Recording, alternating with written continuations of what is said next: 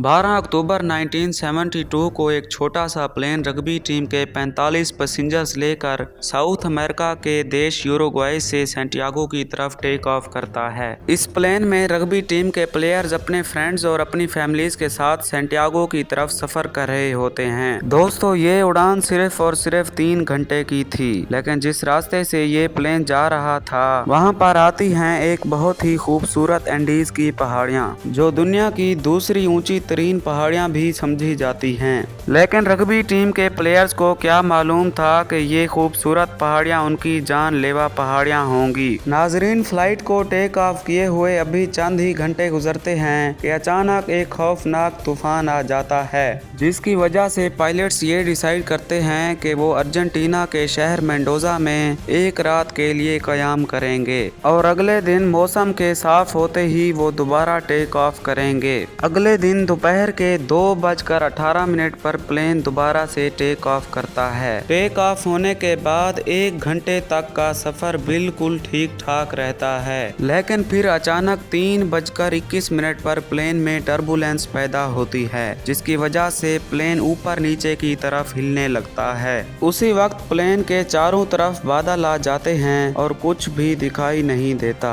जैसे ही ये प्लेन बादलों से निकलता है, पायलट्स ये रियलाइज करते हैं कि उनके सामने एक बहुत बड़ी चट्टान है। पायलट्स इमीडिएटली उस पहाड़ी से बचकर निकलने के लिए मैक्सिमम पावर लगा देते हैं, लेकिन बदकिस्मती की वजह से प्लेन का पीछे वाला हिस्सा पहाड़ी से टक्कर खाकर 2 हिस्सों में डिवाइड हो जाता है।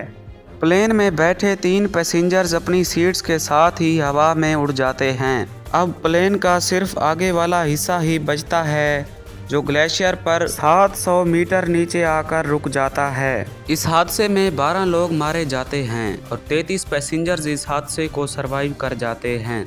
इन लोगों में से किसी को भी ये मालूम नहीं था कि वो अब कहाँ हैं। क्रैश में 2 लोग ऐसे भी थे जिन्हें कोई चोट नहीं आई थी। ये दोनों मेडिकल के स्टूडेंट्स थे, इसलिए ये दोनों जख्मी लोगों को बचाने में लग जाते हैं। इस हादसे के 1 घंटे के बाद एक सर्च ऑपरेशन किया जाता है, लेकिन इस सर्च ऑपरेशन में उन्हें इस प्लेन के बारे में कोई सुराग नहीं मिलता। प्लेन में मौजूद पैसेंजर्स ये तय करते हैं कि आज की रात गुजारी जाए, अगले दिन उन्हें सर्च ऑपरेशन टीम ढूंढ लेगी। ये पैसेंजर्स प्लेन के बचे हुए सामान को शेल्टर के तौर पर यूज करते हैं। अगले दिन 11 हवाई जहाज उन्हें ढूंढने के लिए आते हैं, लेकिन वो इस जहाज को ढूंढने में नाकाम रहते हैं। अब इस हादसे को 8 दिन गुजर चुके थे और पैसेंजर्स के पास खाना खत्म हो रहा था।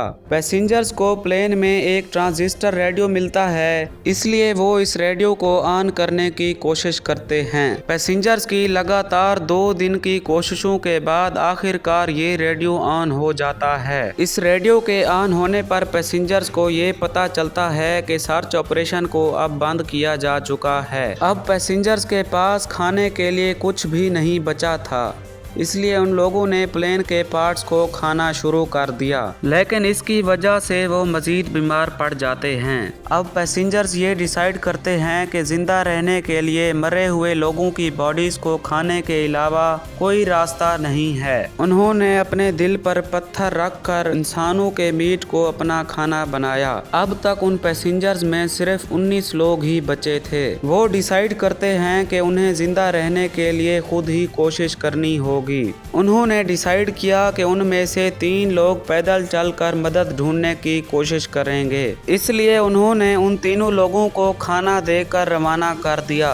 लगातार 9 दिन पैदल चलने के बाद उन्हें एक नदी के किनारे पर 3 लोग खड़े दिखाई दिए। उन्होंने जोर जोर से चिल्लाकर उन लोगों से मदद मांगी। जब उन लोगों को ये पता चला कि ये वही लोग हैं जिनके क्रैश की खबर उन्होंने 2 महीने पहले सुनी थी, वो ये सुनकर हैरान रह गए। वो लोग उन्हें आर्मी के एक हेडक्वार्टर में ले गए और बचे हुए लोगों को पूरे 72 दिनों के बाद रेस्क्यू कर लिया गया। उम्मीद है कि ये वीडियो आपको पसंद आई होगी। इसको लाइक करके हमारे चैनल को सब्सक्राइब करना ना भूलें।